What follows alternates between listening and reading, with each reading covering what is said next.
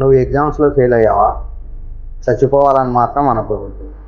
నేను కూడా చచ్చిపోదాం అనుకో, కానీ నేను బతకడం లేదా? నేను చాలా బాగా బతుకుతున్నాను అంతేరా, ఏముండదు. బాగా చదువుకోండి, ఫెయిల్ అయితే సప్లీ వస్తుంది, సప్లీ రాసుకోండి. సప్లీ వచ్చిన తర్వాత పాస్ అవుతారు, ఖచ్చితంగా పాస్ అవుతారు. కానీ నేను ఇస్తున్నా, సప్లీలో ఖచ్చితంగా పాస్ అవుతారు. కాబట్టి బాగా చదువుకో.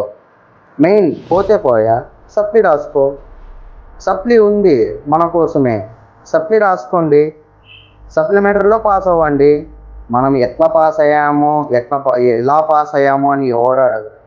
పాస్ అయ్యామా లేదా, బయటికి వచ్చిన తర్వాత నీకు నాలెడ్జ్ ఉందా లేదా అనేది అందరూ అడుగుతారు.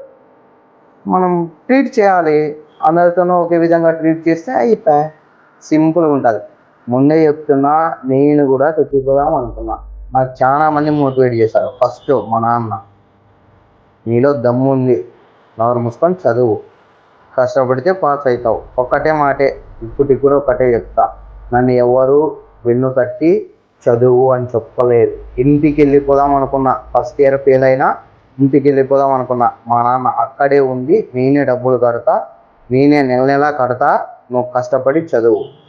నేను ఫెయిల్ అవ్వలేదే, థర్డ్ ఇయర్ ఫెయిల్ అవ్వలేదు, ఫైనల్ ఇయర్ ఫెయిల్ అవ్వలేదు. ఫస్ట్ టైం కొడితే ఒక్కటే సరే పాస్. అందరూ అవాక్ మా క్లాస్ మెంబర్స్. అది అట్లా చదవాలా. నేను చెప్తున్నా కదా, చదవండి, పాస్ అవ్వండి.